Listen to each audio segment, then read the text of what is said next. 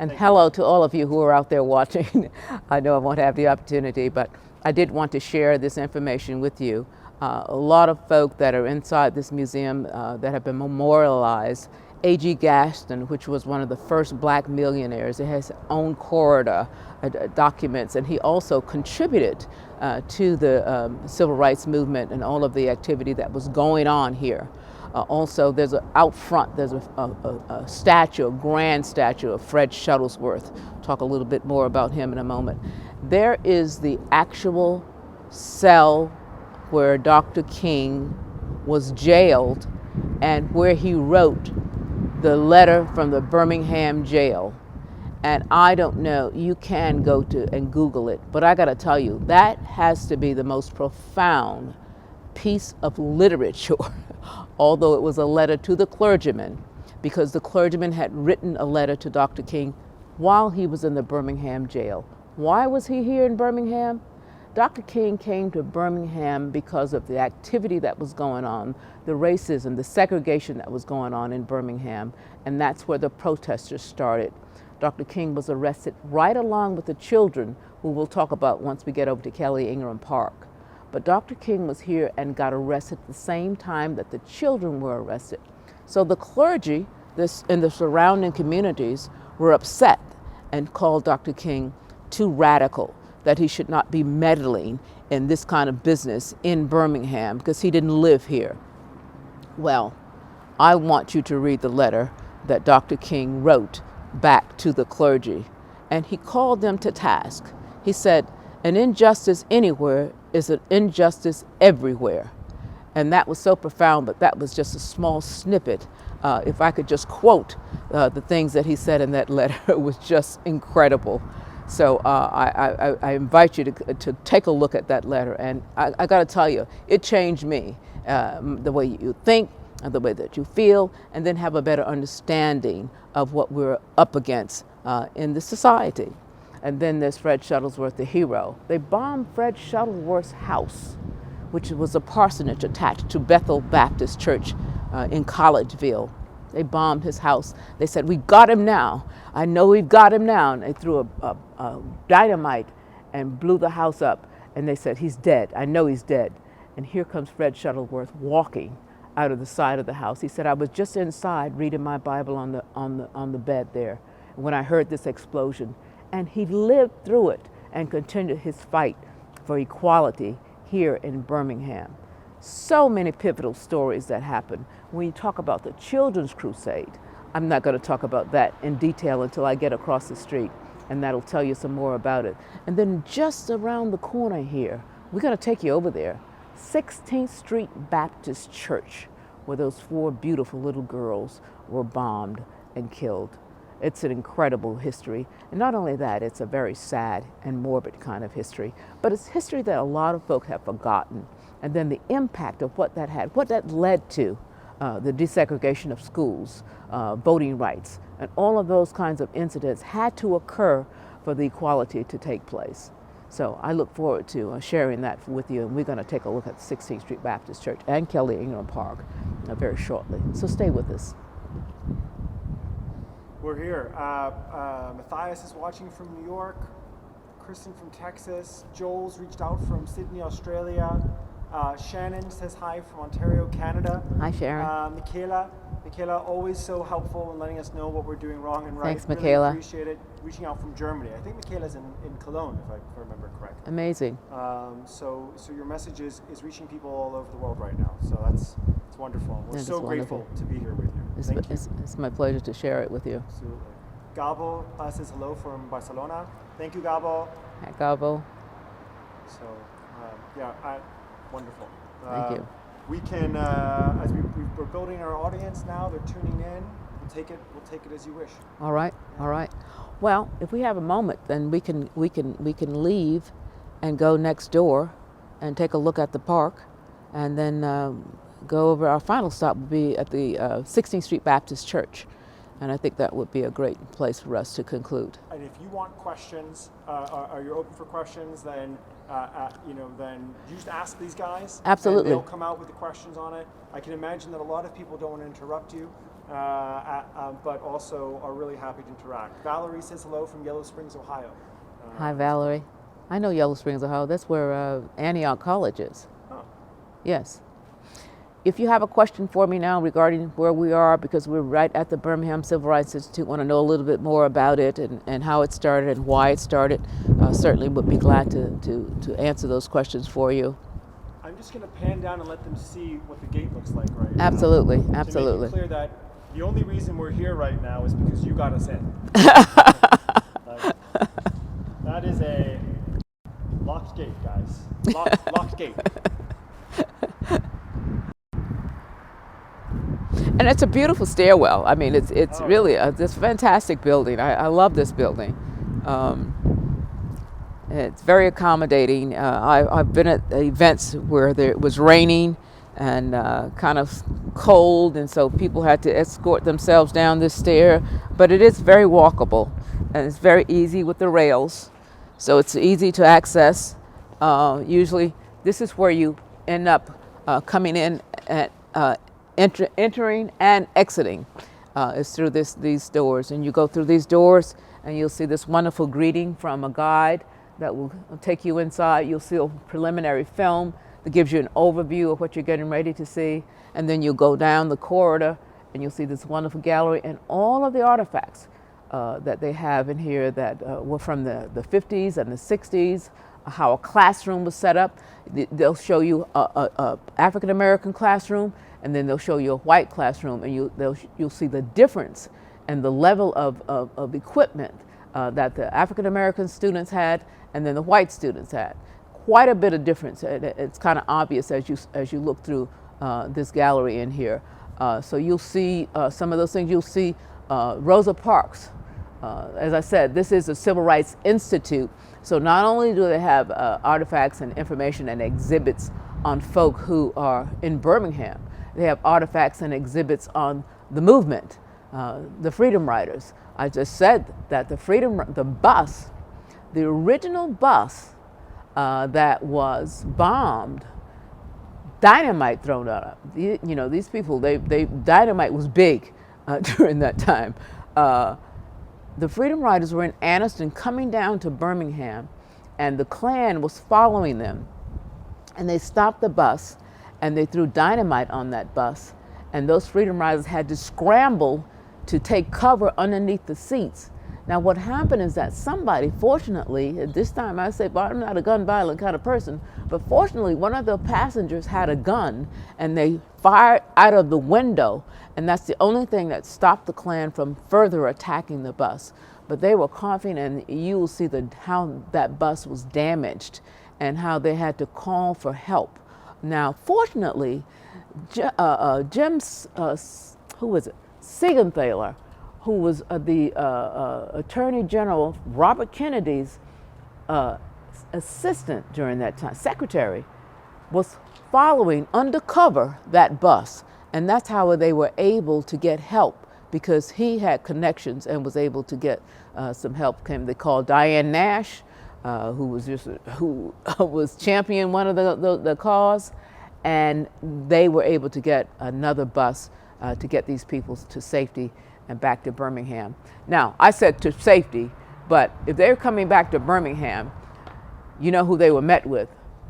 The infamous Eugene Bull Connor, perhaps the meanest, most racist person you will ever meet. Well, you won't meet him anymore, but he was at this time the sergeant at arms, the guru, the person in charge of hate here in Birmingham. And he was the one that turned the hoses on those children right across the street at Kelly Ingram Park. It was Bull Connor that ordered the police to turn the fire hoses, which knocked people off the ground and even burned their skin. That's how powerful that water was. Children, they were teenagers. And you'll ask yourself, why were the teenagers protesting? Why were not only teenagers, children as young as 6 and 7 year old were protesting. How did they get to do this? Well, because they saw that their parents were going through so much turmoil, segregation was just such an evil thing. They even segregated the parks so that they would have like a black Sunday. So on Sundays, the black people could go to the park. I mean, they went to that extent. Or if you went into a department store, you couldn't try on the shoes. You had to draw a diagram of your foot and then bring that into the store so that they could measure the size of your foot so that they would know what size shoe you wore, because they didn't want you. And if there was a back entrance, you had to go through the back entrance. You couldn't ride the buses like the normal people ride the buses. You had to sit in the back of the bus. And we'll talk about that at another era. That's another era during the time of the Montgomery bus boycott. But all of that kind of history is documented right inside this institute, the Birmingham Civil Rights Institute. So, there's stories behind the stories. It's what we'll continue to talk about. Should we go in and... In the lobby? Yes. As you wish. Let's just go in the lobby and take a look. Are you with me? Yeah, I was going to say your purse. I guess no one can get in here or anything. No, we're going to come right back out. Okay. Actually, I'll get that. I didn't give you the signal, did I?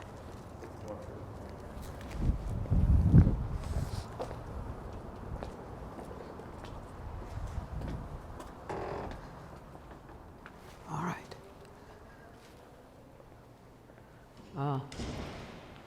If you can show them that.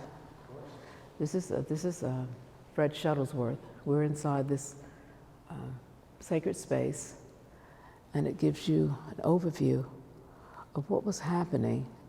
And look who's standing here. This is Dr. King, and this is Ralph Abernathy, and they're discussing the situation and trying to talk about how they're going to resolve this issue in Birmingham. This is Reverend Shuttlesworth, and I've had the pleasure, before he passed some years ago, to have dinner and have a real conversation with Fred Shuttlesworth. It was one of the highlights of my life. And then this is this picture of them attacking, this dog attacking this young teenager by that shepherd. You see him? And you're going to see more of that as we get over to the park, the violence that was. And if you pan around, Chris, just so they can see. Sure. If you were coming into this museum, you would come and the docent would give you an overview, and you would walk up those stairs and go right through the lobby in there to see that film that I told you about, that just gives you an overview of what's yet to come. Wonderful photographs in here, some that you've never seen before. They're all original photos that have been donated mostly to the museum, to the Institute. The Institute prefers not to go in that direction right now? Well, we're not going to get far because it's all locked. Yeah, everything is locked. So you'd have to go through those doors there, and nobody's here. Yeah, yeah. But look up at this. Can you see that? Yeah. Yeah.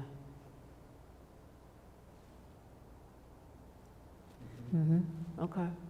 I just like the design of the building. It's gorgeous. Yeah, right. And it's a private institute, so it's owned? Yes, it's donations, and it's a nonprofit organization as well.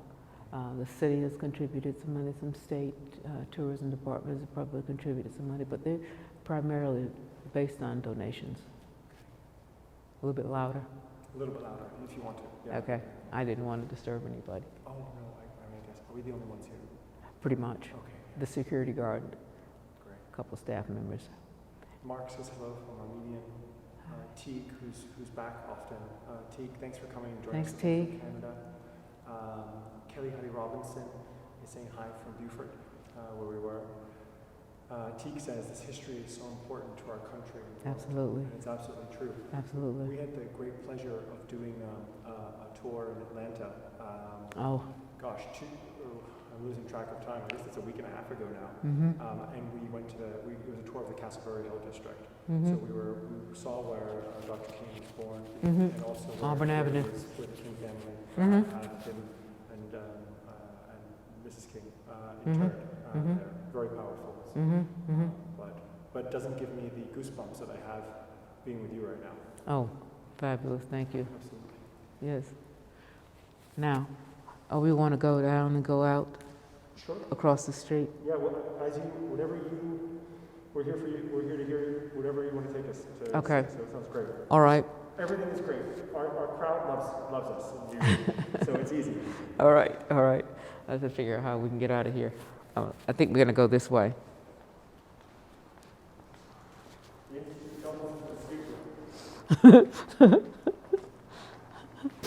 I think we go down this elevator.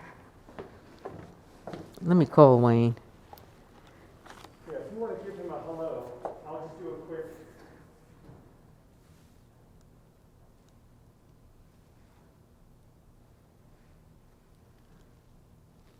You've got all your stuff, right? I do.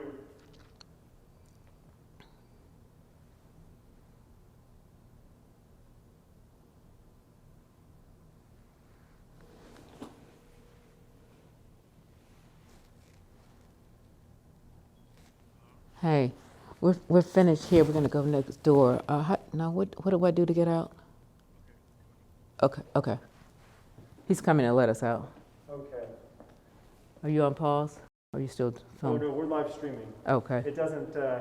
Once we start, we don't stop. Okay, that's it.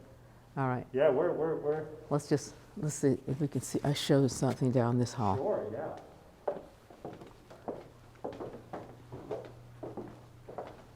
Oh, you can't. Oh, maybe you could just walk there and see those photographs on the wall there. Sure. And look to your left here at this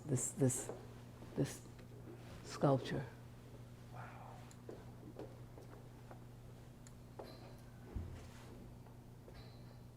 That's fantastic.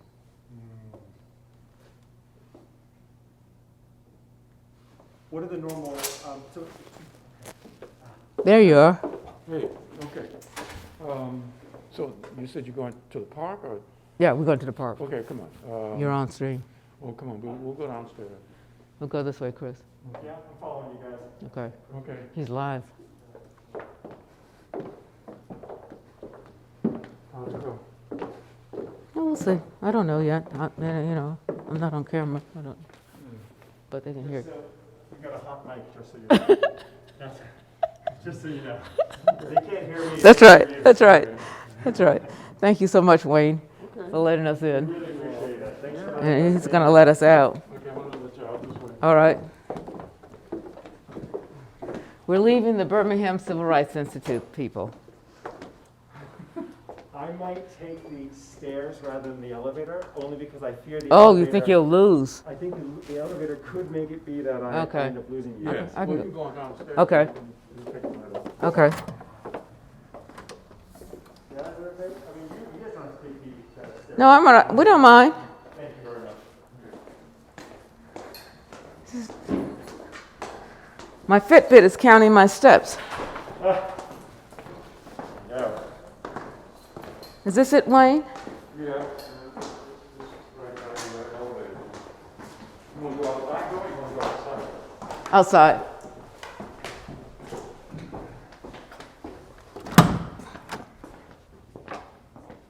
You can go out this door, or you go through the lobby? Yeah, I'm going to go through the front. Lobby, okay. Mm-hmm. It's a big space, huh? Yes, yes. Look. Small gallery right here. Yes. This is nice. This is Fred's gallery, isn't Yeah, it? this is Fred. Yes. Fred. Do you guys mind if I just quickly grab these images? Yeah. And feel free to say anything you want. Yeah. This is. We put a mural up in here. Did you see this? No, I did not. Oh, come. Let's see this. Oh my. Look, guys. This is. I'm telling you. Go ahead, Wayne. So this is Fred Shuttlesworth, and Towards that, yeah, generally in that direction towards the mic. Okay, this is Fred Shuttlesworth, Reverend Fred Shuttlesworth. He was the person responsible for the activist movement in Birmingham in the 1950s and 60s. And what we decided to do here was to dedicate this space to him. And you can see that the text panel over there gives you a little bit of background about Fred. But the images are of him at various stages of his life over the course of the time that he was involved in being active in Birmingham and as well being active in Cincinnati, because he did make the move away from Birmingham to Cincinnati. But anyway, we decided that these were the images that might work to best show him as he was when he was active and doing the things that he did to fight segregation in Birmingham. Thank you for that. Thank you very much. That's fantastic. That's great. I was telling the audience that this is one of my favorite people. It's Fred Shuttlesworth, because he was such a courageous person. Well, what we did was we put together as many of the images as we had on Fred. And so right now the gallery shows photographs and created images of him. So This is amazing. This is President with is that with Clinton? that's Clinton and Obama. And that's President Obama. Right. And that's him, Fred Shuttlesworth, when he was That was the older years. That was in The Selma. that was in Selma. Yes, absolutely. Yeah. When they were crossing the Edmund Pettus Bridge. Yeah, Right. I think that might have been 2007 or, no, 2008 or 9, somewhere around there. Yeah. That's not when President Obama made that last trek. Yeah. Yeah. It's fantastic. It's a great collection. Thank you. All right, we got to head out.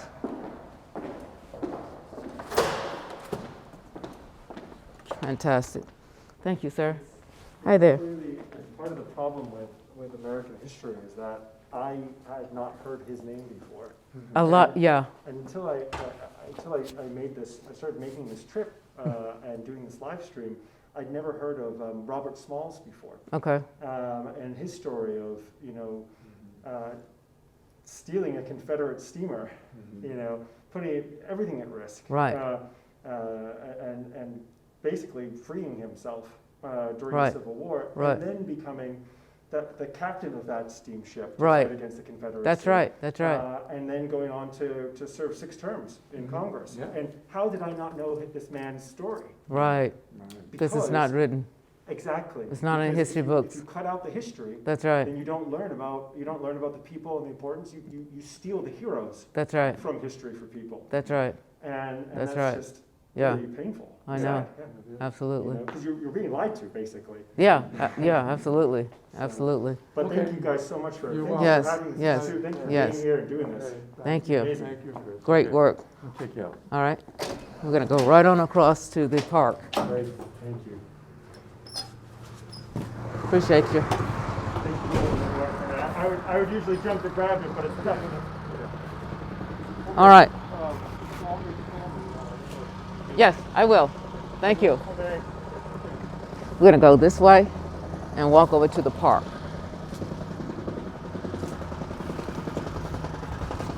Oh boy, they're working over there. We need to get over there. We'll see if I can get it. That's the church. But first we're going to do the park. What's that smell? Is that tree that's giving that smell off? Probably. Yeah. Oh wow, and there it is. Yeah. I recognize it from the picture. This I is know, it. I This know. is the 16th Street Baptist Church. I know. Gosh, it's right here. Yes. We're going to come back over here though. Okay. Because the event that occurred first in the park and in this whole area. Because this is pretty much the area which was segregated. They didn't want blacks in the stores. They didn't want them to come down and do business. They didn't want them around. And they didn't want them to vote. This is a statue of Fred Shuttlesworth, who I was telling you about, that there was a statue in front of this building because of the great work that he did. Fred Shuttlesworth was an activist long before Dr. King got here now. He was a part of the, they call it the Alabama Christian My mind just left from me. Here it is down here. He is his native son of Birmingham. Now, Fred Shuttlesworth called for Dr. King to help with this effort because he's also a member of Southern Christian Leadership Conference, and there was an Alabama version of the Southern Christian Leadership Conference, who most of the black clergymen were members of, and so he really was a freedom fighter. He was very courageous and strong and feisty. You know, he and Dr. King had a different personality. Fred was not violent, but he was certainly very vocal in terms of him getting his point across about how people were being treated and that they were just not going to tolerate it anymore. And so it had come to the point where, because the young people took up the mantle for their parents, because their parents could not stay out of work. They had to go to work. And so they knew what was going on in the household. They knew that they were in a school that was inferior to the white school. They knew that they were not getting a great education. And so they said, we support our parents because, you know, we want to be educated too. And they used to jump out the windows of the schools to come down here to protest. And it was started to be a real peaceful protest. They were never violent. They weren't taught to be violent. And it was the police that was violent. And so they were so in tune and so courageous, those students. I don't know what happened to us in terms of us being activists the way that we used to be back in the time that this was. I guess because it was so prevalent during that time. It was so in your face, you know, and because we got the Voting Rights Act passed in 1965. However, they're still taking a piece away from the Voting Rights Act. And my question to everyone is, why does it have to have an act for African Americans to vote? We're the only people that has to have an act, and it has to be renewed every so many years. Why is that the case? Why can't we just vote without any laws having to be passed? So I think that we've gained probably 2 steps and then 3 steps back, because it doesn't make sense to me. That's my opinion, and I'm sticking to it. Let's cross the street here over at Kelly Ingram Park, and I'm going to show you something in this park. This is where, now before, when this protest happened, it happened on these grounds long before all of these monuments were erected. And then, I'm not going to start here. We're going to end up at this one. We're going to start on this end once we can cross the street safely. Yeah, no problem.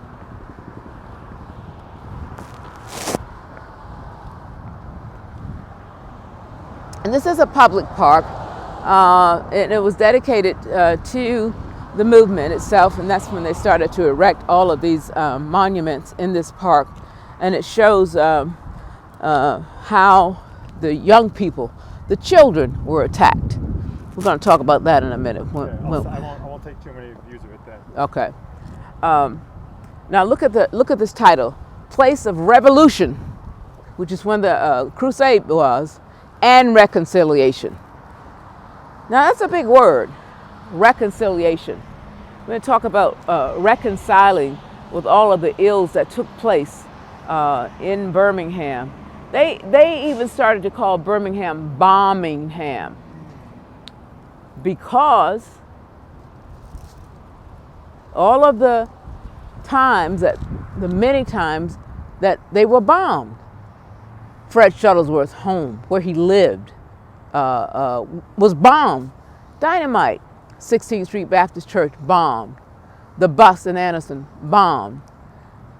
We haven't even gotten to Montgomery to talk about Montgomery, how much dynamite happened. And seldom do they mention the culprits. They'll say Klansmen. You know, now, for Dr. King being arrested, they'll say Martin Luther King, Fred Shuttlesworth. But do they ever mention the names of the Klansmen that did these acts? I'll tell you who they were. Robert Shelton, Mr. Cherry, who died by the way of vascular dementia. Those people weren't brought to trial until 38 years later that they were brought to trial. Isn't that awful? Blanton, They were all the ones that were culprits in doing this bombing. We'll show you that in a minute at the location and then tell you a little bit of story about what happened at 16th Street Baptist Church. Some people don't know the name of the church. They say, oh, they killed 4 little girls. It wasn't that simple. It started because 16th Street Baptist Church was a meeting place for organizing the protests. And the protests was all about segregation, being equal on the buses, entering stores, schools, segregated schools. Once Fred Shuttlesworth took his daughters to a white school. So I'm gonna enroll y'all in this white school. Well, the Klan found out about it. They weren't too happy. So they followed him. They used to follow him all the time. This is a statue of Dr. King. They followed Fred Shuttlesworth, and he let his daughters go inside to enroll, and they attacked him. I'm talking about a mob jumped on Fred and his wife. His wife got out the car to try and help, and they hit her. So they pulled Fred's coat over his head, and he struggled and he struggled. I told you he was feisty, and he got loose, and his wife jumped in the car on the driver's side, and he jumped in, and they took off, and that's how they got away. No police would ever call, no police would ever come, and so anytime that there was an attack, they got no support or help. Can I ask, where was the FBI at the time? The FBI didn't exist. The FBI said this was a local matter. The FBI did not intervene at all. The only time the FBI started to really monitor people, they were monitoring Dr. King. They were recording Dr. King. They were not in any way supportive until these acts were like Kennedy got in office, and Johnson, helped a little with the voting rights and all that. And yeah, we know that Lincoln did the Emancipation Proclamation, freed. But how much has changed? Even with the laws being passed, even with the legislature being passed, we are still struggling with inequality, unjust, unfair treatment, the wage gap, not just for African Americans, but anybody that has a little tint in their skin are discriminated against. Hispanics, Asians, we're all in this thing together. I don't know why we don't get it. We're the same as anybody else. I said to us, a group, God did not make us all the same. It's just like your closet. You have different color clothes in your closet, and you love them just the same. Why can't we love people just the same as we love the different kind of clothes in our closet? And look at the small differences between us as the things that make us special. Make us special. Wonderful and fascinating. Make us unique. Make us interesting. Make us want to know you. I mean, I've met people say, oh my gosh, it's a fascinating person. I met people on the plane say, oh my goodness, I wish I'd known this person longer. Because we're all unique. We cook differently. We eat differently. We enjoy different things. I mean, variety is really the spice of life. It really is. You said it. Yeah. Look at this wonderful statue of Dr. King that was erected. What a man, I tell you. I just said, I think I told you about the letter, the Birmingham jail letter. I had to reread it. I read it again just yesterday. And let me tell you, get a chance, because it's online. Read that letter, and it will really move you to no end in terms of how he was thinking and what he was saying to the clergy. Mind you, you guys know who the clergy are. The clergy is the pastor and the preachers and the religious folk and the folk that, tell you what's right and wrong, what's in the Bible. And they skip over the part that says, do unto others as you would have them do unto you. Mm-hmm. They skip that part. But I just wanted you to take a look and see this beautiful statue of Dr. King and what went on in this park. This park was a scene of chaos when the Children's Crusade marched. Now, the Children's Crusade, it was galvanized, it was organized. Can you hear? Yeah. It was organized by James Bevel. James Bevel was also a member of the Southern Poverty Law Center. And because he was a member of the Southern Poverty Christian, I'm sorry, not Southern Poverty Law Center, I apologize, the Southern Christian Leadership Conference. And he had a strategy for how to keep the momentum going on the movement because the parents, I said to you earlier, could not protest during the day because they had to work. So he said, I got an idea. Let's train the students how to be nonviolent. Let's train them how to do the protest. Let's train them how to march. Now Bevel, well, we'll talk a little bit about Bevel in a minute. James Bevel was married to Diane Nash. I don't know if you knew that. But so they train them how to march and protest in a nonviolent way. They did that. Well, some of the people were just outraged. How do you dare use children? Because they could get to the matter, and they were courageous, and they didn't like unfair treatment either. And so they ended up in this, they ended up in this park. I'll give you a quick hand of it. You got it? You can, if you squeeze like that, that should be fine. Yeah, exactly. It'll just, in fact, maybe I'll just put it just, yeah, perfect. That's there. Great. That's perfect. Thank there. You. Sorry about that. No problem. I talk with my hands. You're a very emotive person. Wonderful. So this is where they ended up. Now, they were marching down the street. They were protesting down there. They were protesting on this side. The students were on this side. Students on all around. Bull Connor said, I tell you what, let's get the police out. Let's get the squads out there. We're going to throw them in jail. Okay.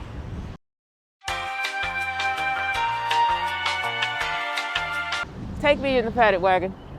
No, take me. They didn't mind. They stayed in jail for like about 2 weeks. Yeah.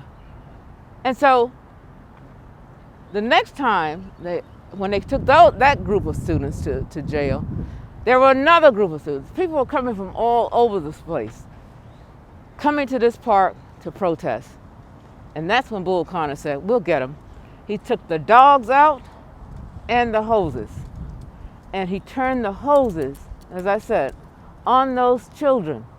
You could see pictures of them up against the wall being battered by the water from the fire hoses. If you can imagine the velocity of water coming out of a fire hose on your back, you know? I mean, it was just horrible. Burn your skin. It would take the skin off, absolutely.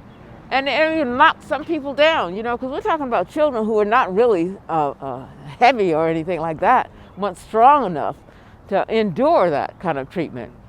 It was chaos. And then they took the dogs and let the dogs attack people. I'm going to show you a couple I was looking for that. There's a statue here that shows you what that gun looks like. They call it, it's a water. Is it that one over there? Yeah. That's what they use. That's one of the ones that they used. And can I offer to hold your purse for you? It's not heavy, is it? Oh, no, it's not heavy. It's not heavy. I'll hold it because that way I want your hands to be free. I want you to be able to use them. Yeah, thank you. I'm not going to run away. No, it's nothing in it. But anyway, let's go over here and show them that. Sure, yeah, sure. Like I said, they love seeing as much as we as we're talking and talking. Yeah. You tell the story. Yeah. And I'll show the picture of it. Yeah. And we'll team up on it. Yeah, and throughout this park, they have put these little kiosks so that you could actually hear the water cannons. Oh wow. See, that's the water cannon. Like an audio tour. That's right. And now look at that. Look at those kids. I mean, just let the water go. And this was a water cannon. We're going to show them that water cannon. And whoever heard of a water cannon? Who would ever think? And this is representing, this is a statue that represents them being knocked down from that water. So, Innocents. So the protests were, I mean, it wasn't just one, I mean, it was regular again and again. Yes. And then so Bull he was reacting. Yes. To like try to put a stop to it. Yes. From people gathering again. That's right. Even though it was nonviolent, it was a peaceful protest. And all of our protests have been peaceful. The Selma the Bloody Sunday in Selma, That was peaceful. Teague asks, what was that arch for here? Is that just to be That part just of represents a wall. Yeah. That okay, just they're represents up a wall. against the wall. Yeah, Okay, yeah, exactly. That makes sense. Yeah. Thanks Yeah. for the question, Teague. Yes, thank you. And this is the water cannon. One there. Yeah. One there. Yeah. And they would just have that attached to the water, to the hydrant, fire hydrant, the water hydrant. Oh my goodness. See there? Yeah. And all they had to do was just let it go. It doesn't And look like a water cannon. It looks like a machine gun. And no, it does. I know it does. Exactly. I mean, that's the image that they're trying to send. That's exactly what they're trying to send. Absolutely. And when they talk about water hoses, I mean, we're talking about something that will kill you, you know. And then we're gonna walk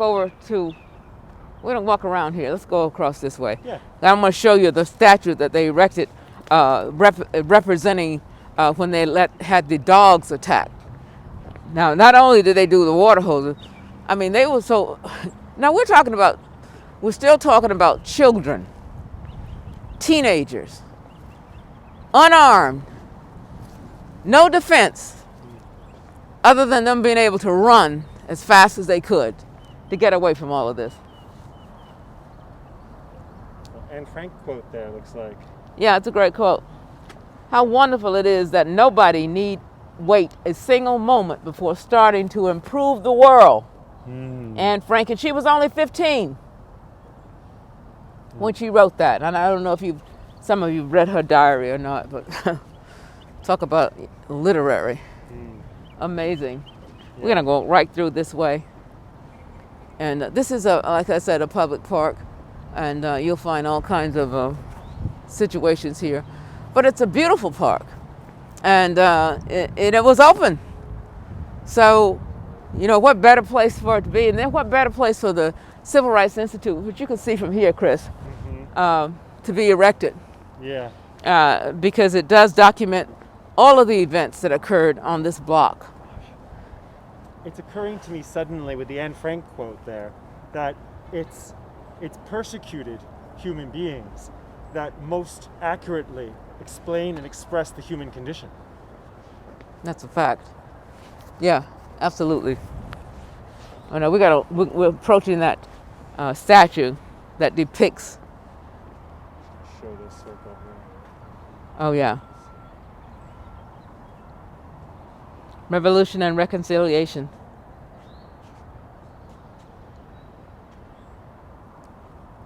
Now, while we look at this word, reconciliation, there's always been a revolution. Gil Scott Heron said, the revolution will not be televised. It's being televised. Black Lives Matter. The revolution. But the word reconciliation, we talk about reconciling. I'm the oppressed. The oppressed cannot reconcile with the oppressed. It's the oppressor that has to reconcile with the oppressed. The oppressor has to reconcile with the oppressed. But if those two don't ever come together and have a conversation to work it out, how can there be reconciliation? So how do we get to this point of reconciliation? Now, this is a thought, okay? There was revolution here and there's reconciliation. But we are still in the throes of having a conversation about how we do this. How do we do this? So a quick thank you to Shannon for letting us know that there's a slight sound delay with the audio and the visual are slightly delayed and unsynced. Okay. We had this problem the other day in Charleston. I unfortunately think it is this phone which is doing it because it's only with this phone when we have it. And just for people, when you notice that Anne sometimes her mouth and her words are disconnected, apologies. It will be synced in post-production and there will be a new video posted. Thank you for bearing with us. We're, science ain't an exact science and we're still figuring it out. So thank you. Absolutely. Thank you very much. I apologize for that. Oh no, I mean, it's It's wonderful that the audience lets us know and gives us feedback as we learn and figure out what's working. I love the audience. Power to the people. Power to the people. I love the audience. You want to give a fist bump to it? Here we go. We'll fist bump to the audience. Boom for the audience. Yes. Now this is the statue I wanted you to see. And how serious is that? Look at that dog, and I'm a dog lover. And it really hurts me that they use dogs to attack children when dogs are your best friends. And just imagine how traumatized these young people were. And just imagine this person who was a real person. This is of course the artist's rendition of what happened. This was the artist's rendition of what happened. Based off of a photograph. Though. Based off a photograph. But imagine, because I said I'm a dog lover, that the person was so traumatized that he probably was afraid of dogs for the rest of his life. And how would you steal that from a person? So the trauma that these children endured long after this was all settled for the rest of their lives. It's like the dog has wolf's teeth. The dog looks like a wolf. Yeah. And so, how evil is that? I mean, the best thing that you can have for a friend is your dog. But they were not using the dog in a friendly manner. They were using the dog as a weapon against children for protesting inequality, segregation, hatred, racism. That term wasn't they didn't use that term back in that time. That term just started to began to be used, recently, when they defined what racism is.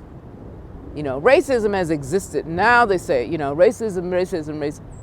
It's been in play forever. It's been in play forever. And so African Americans said, okay, that's enough. There's a better way to live. We deserve to be educated properly. We deserve to be able to walk into a store and do business with money that we've earned. We deserve that. We deserve to be fairly treated in public arenas just like anybody else. And that's what this protest was all about. Equality. It's pure and simple. So that's what this park represents, is the protest, the peaceful protest. I have to keep reiterating that. Children were not violent because they were taught not to be. And they were not naturally violent anyway. They didn't know anything different. And James Bevel brought them together and trained them. This is how we're going to do this, children. Listen to me. This is how we're going to do this. You will not be violent. You will not be loud. You're just going to walk and sing. And that's what they did. And as you said earlier, Bull Connor had it. It's enough of that. We're not giving those end people nothing. And he said that often. I don't use that word, but you know what I'm talking about. I know what you're talking about. Yeah. So there's another statue over there. We're going to show them that one. And then we're going to walk out to the front of this park and show them, and then get on the church, the meeting place. And look what this says. It says Freedom Walk. See? Freedom Walk. That's what this park, afterwards, it's a declaration of what happened, and then it's a wish for what will take place. Freedom. Freedom means that you can do whatever you want, whenever you want, within the bounds of the real law, not the law that was made up by people who discriminated against you or didn't like you or didn't want you around. So they named this park. You'll see different, like the Revolution and Reconciliation. I got a friend, her name is Georgette Norman, I'm going to shout out to her, who talks about reconciliation. And she used to be the director of the Rosa Parks Museum in Montgomery. And she's so brilliant. And she used to have these workshops on reconciliation. But she would have different people from different sides talking. Now, where did that go? I don't know. And that's what needs to happen. There should be a reconciliation conference. Well, people are not. It's almost could be almost like a political debate. But I think that nobody can work anything out with each other unless there's a conversation. And then let's work it out. Then you need a mediator. Gosh, I just thought about a movie where the guy was a mediator. It was this black woman and this white guy, and they didn't like each other at all. And they ended up having to come together and work together. And they became best friends for life. And I could. What was it that brought them together? Remember? Some outside challenge? What happened, I know what brought them together. The Klan burned down the black school. And so the black kids had to go to the white school. And the white person who was a Klansman who was the head of the Klansman, did not like that at all. And the city and this, gosh, I get it.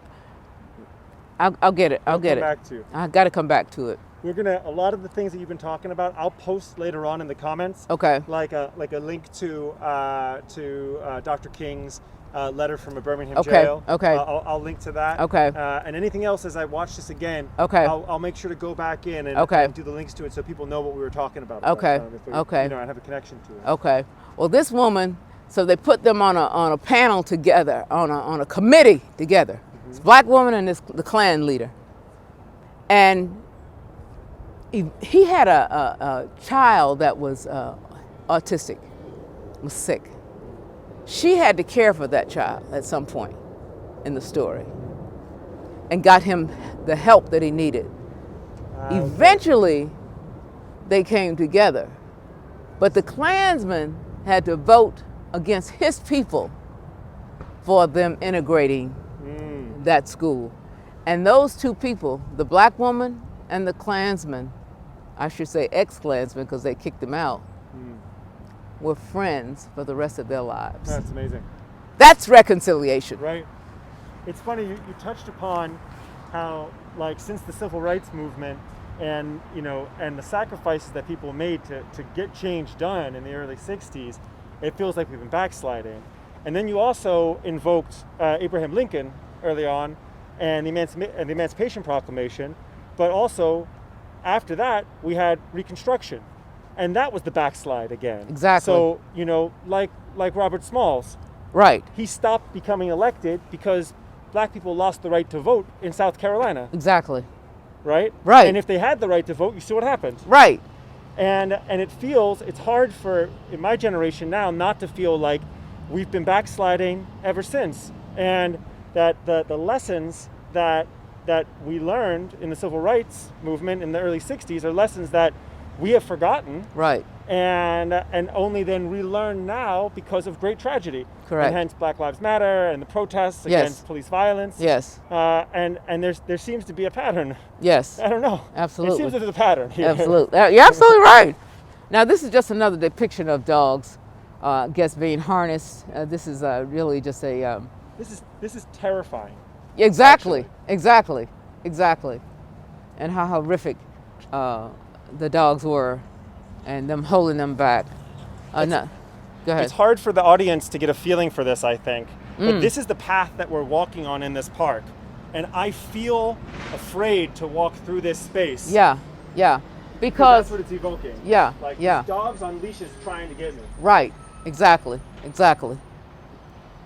Yeah. And they had enough dogs to sick on people. That's the other thing. is the number of dogs that they had out. And now, I mean, there were hundreds and hundreds and hundreds of students, of children out here, and it was amazing. There's a film on that shows the actual footage of what was happening here. And we'll find that footage for them to see. Actual footage of what was happening in this park during that time. And it's enough to make you cry. It's enough. I mean, the story itself will make you cry if you think about the impact and the trauma. And can you imagine remembering this if you were here? And a lot of them are gone on now, but a lot of them have not, and they do remember, and they tell their story. Trauma can be affected not just as individuals, but as communities. Yeah. And trauma needs to be worked out. Yeah. Through Yeah. Well, it's similar to people say they shy away from using therapists. People always shy away. I'm weak if I use a therapist, but if you're traumatized and it's impacting the way you live your life every day, you need therapy. And for people, the public, some people did kind of tried to poke holes in Meghan Markle's delivery in that interview about her saying that, yeah, she needed some therapy. Well, I think the unfairness about how we judge other people is not having any compassion. Oh, you said the word. For what an individual is experiencing, because you are not experiencing it or have not, does not mean that person is not. And they need to get as much help through whatever avenue that they can that's going to help them live a better life.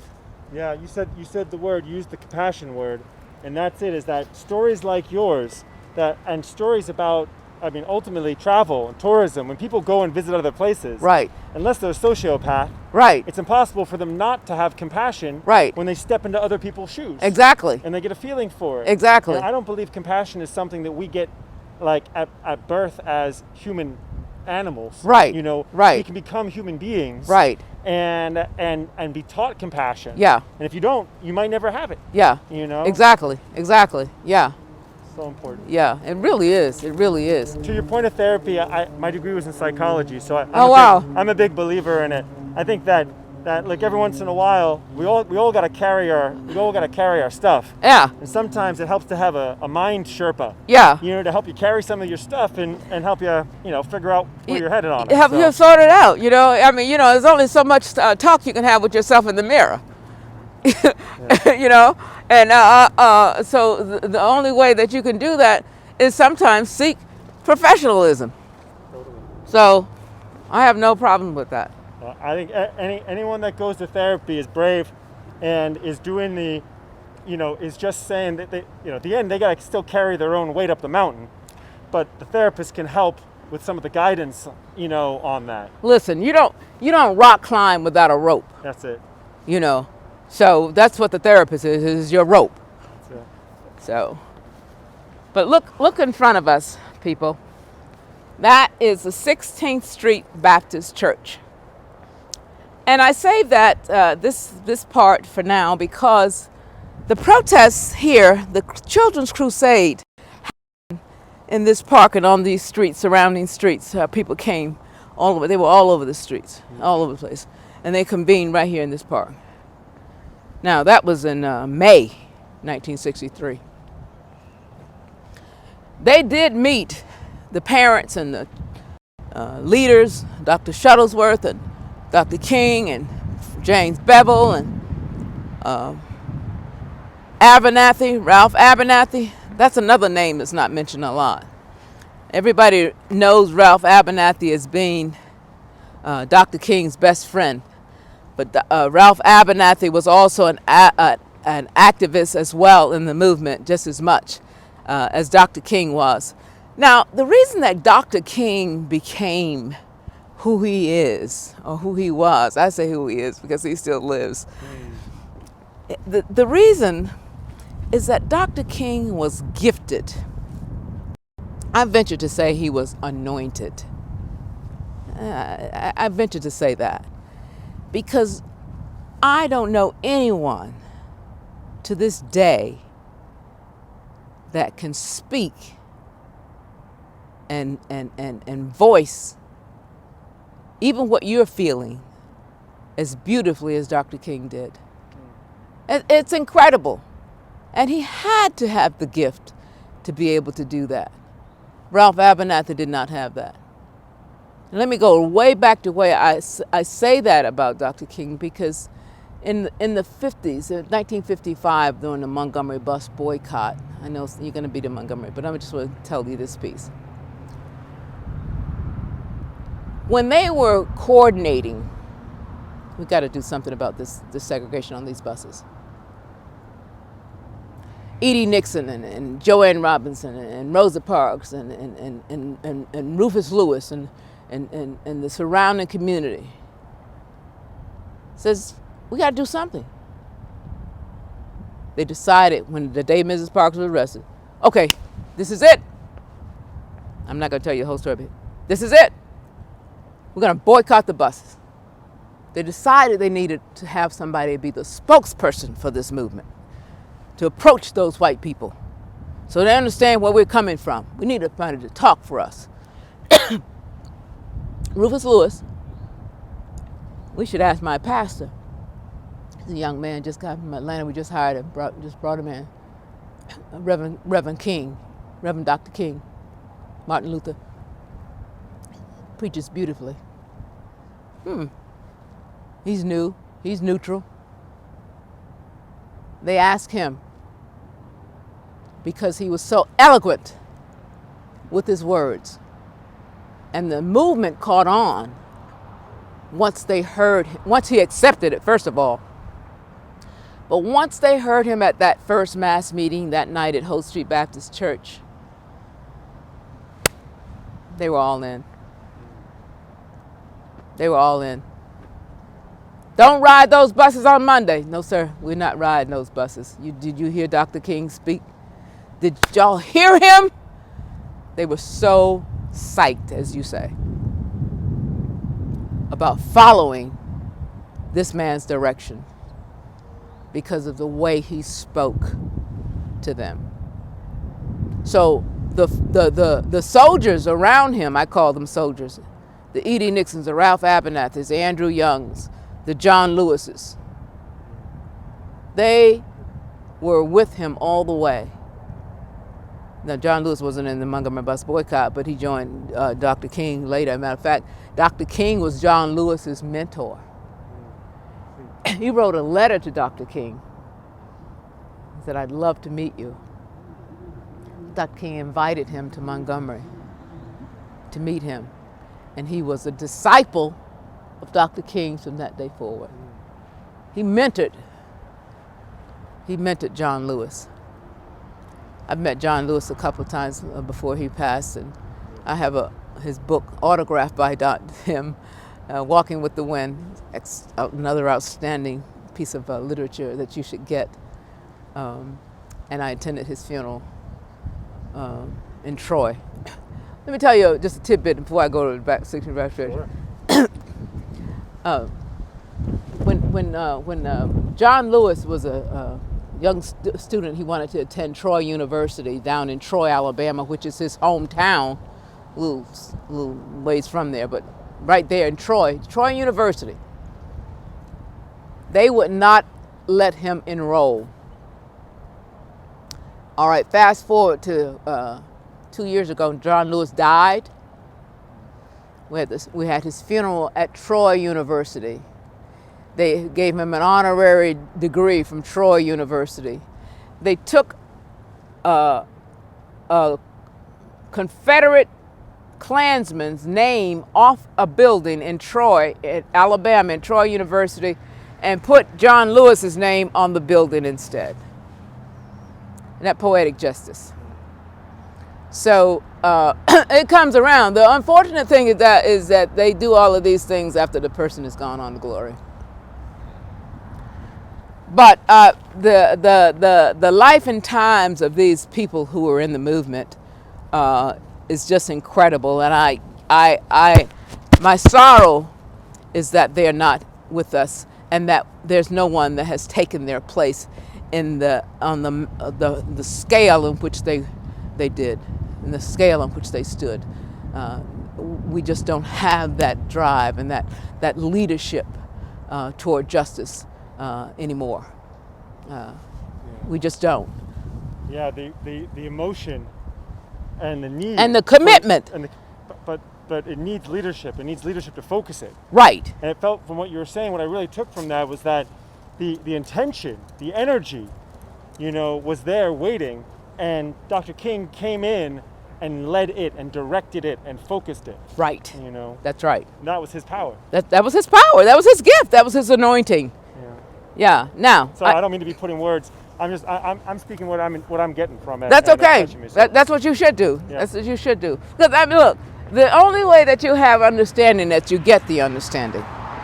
And when you get the understanding and you're able to articulate that understanding, now you got it. And everybody has a different level of understanding. But once you get it and it clicks, you say, wait a minute, this is how it, and that's correct. You just did the correct thing. Well, the next step is teaching it to others. The next thing is teaching. When you really know it, right? You watch one, you do one, and then you teach one. This is special. This is why I did this at the end, because I wanted you to know these girls. And you may have to zoom in here. We have Cynthia Wesley. This is Cynthia Wesley. Coming over here. Yes. That's Cynthia there? Yes. Yeah. That's her picture. She was about 14. I was 13 when this happened. And this is a picture of Denise McNair. This is Denise. This is Denise. I knew her father, and I've met her mother. Her father has since passed, and I know her sister. Her sister and parents still are members of this church. This is Addie Mae Collins.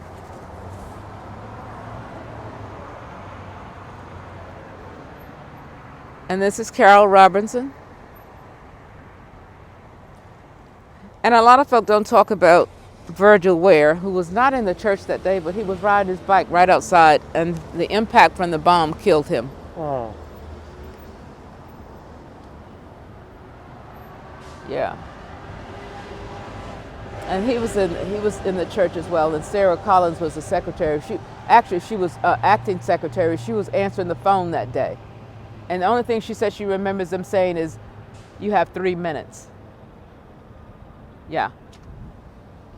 Now, this is actually a true depiction. This statue, because this was Denise, and this was Carole. She was tying her sash. They were getting ready to go down to a Sunday school, to a program. So they were in their Sunday best. They were dressed beautifully. Now, the artist left the shoes on the ground and the glasses on the ground, because we're gonna walk over and I want to tell you where that bomb went off and what happened. And you'll connect the shoes and the glasses and why they're in the position that they're in. Show the joggers. Yeah, we got them as they ran by. All right. I guess, yeah. And we're walking across the street. As I said, this street was full of people.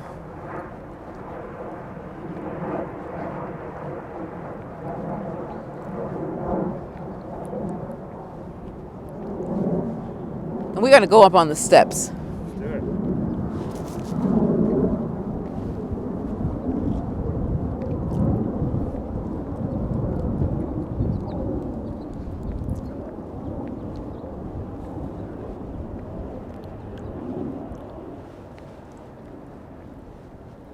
And are those police officers always parked over in that lot, or is that just for today? Or they're just congregating? It's not that they're here like watching the church to make sure it's safe or anything. No. They're probably Taking a break. yeah. Probably having lunch. All right. You got a good view of that? And I'm going to go up on the steps.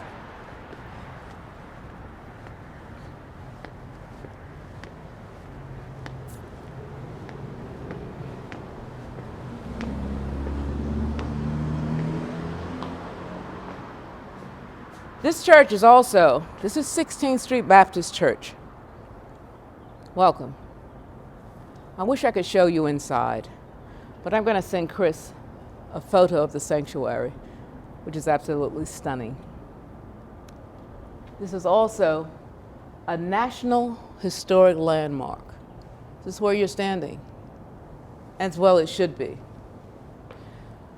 A lot of the churches that were part of the movement, now look, this was just designated in 2006 as a National Historic Landmark, and a lot of the churches, Brown Chapel in Selma, Dexter Avenue, King Memorial Baptist Church, and I believe First Baptist Church, and perhaps Bethel Baptist, where Fred Shuttlesworth is the pastor, are all National Historic Landmarks. That's a pretty prestigious designation for you to have, and it is that because of the occurrence, because of the event that took place here. Now, this church was the meeting place when they were strategizing, trying to figure it out. Klan knew that. There was not much that the organizers for any protests that took place in the 50s and 60s that the Klan did not know about. Because the police knew about it, and so the police were the Klan, and the Klan was the police. Mm-hmm. Yeah. So they knew that this was the hub of organizing the revolt, if you will. Peaceful revolt, nonetheless, a revolt. So let's go down and show you where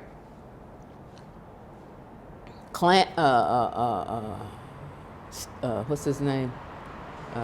Cherry and Blanton. Yeah, hold on, let me get my script here. Y'all excuse me, because... No, you're fine.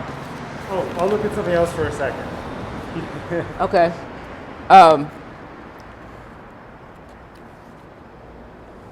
Robert Chambliss, Bobby Frank Cherry, who died of vascular dementia, by the way,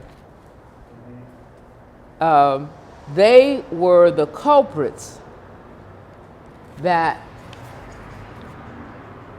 planted they planted this dynamite underneath it. Let's go show them where it is, where they put it. And then I'll talk about the girls again.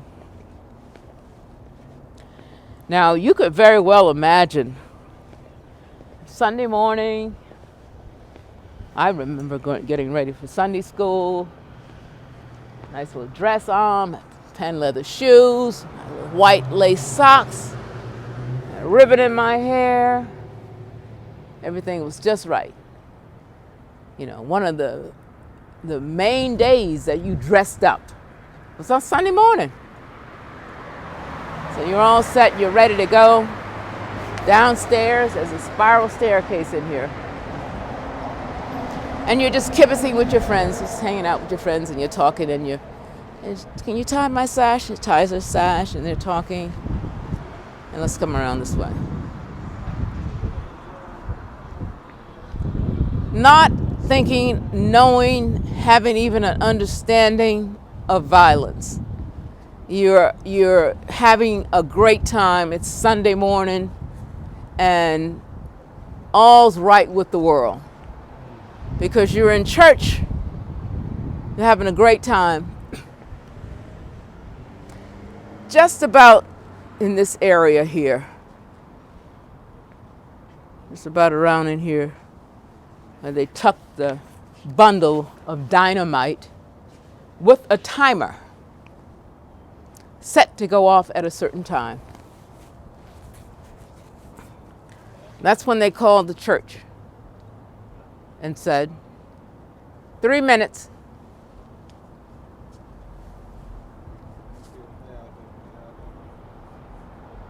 Fine, how are you?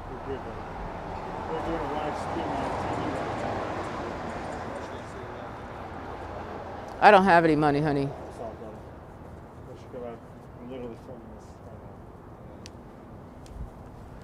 So here they do. Here they put it here and they put a timer on.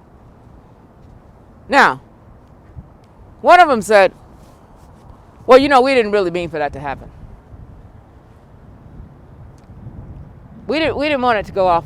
It wasn't supposed to go off while they were in Sunday school. Excuse me? When was it supposed to go off?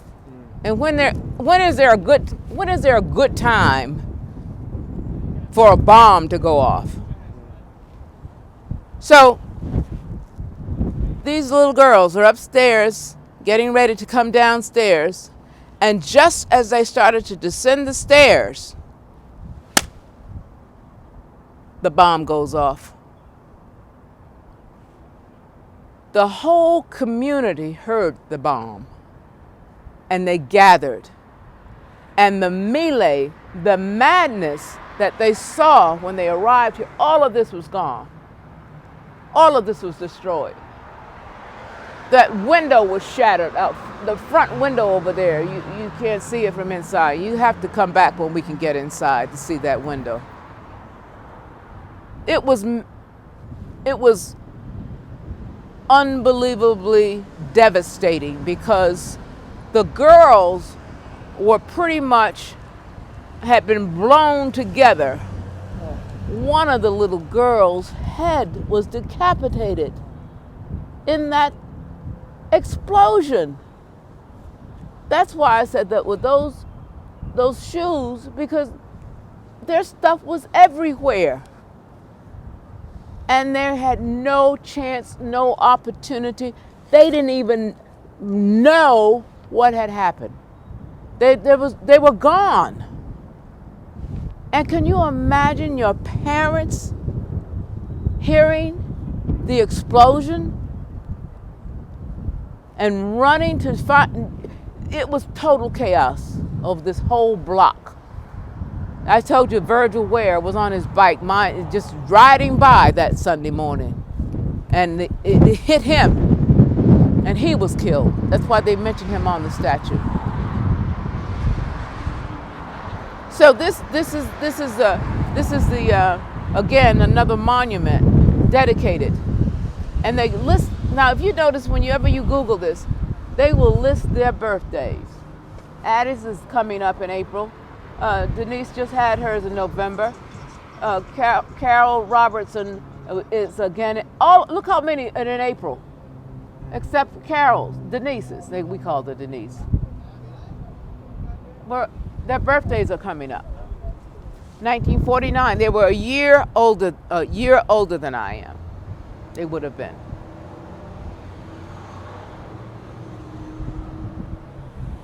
And what an amazing monument. And you've heard the phrase gone, but never forgotten. And these 4 girls are the poster for the movement that happened in Birmingham in 1963. Now, the Children's Crusade was in May. And they were so upset because the city had to give in to some of the demands after they had badgered and bludgeoned and bruised these young people. So they had to give in to something. Integrating schools had to give in to something. They didn't give everything, but they gave something. Klan said, no, we don't want them to win anything. I tell you, we're still mad. We still hate them. Those Negroes. I'll tell you what we're going to do. You know, that's down at that 16th Street Baptist Church. You know, where they meet all the time. We'll fix them. We'll get them. And they set that bomb underneath this basement window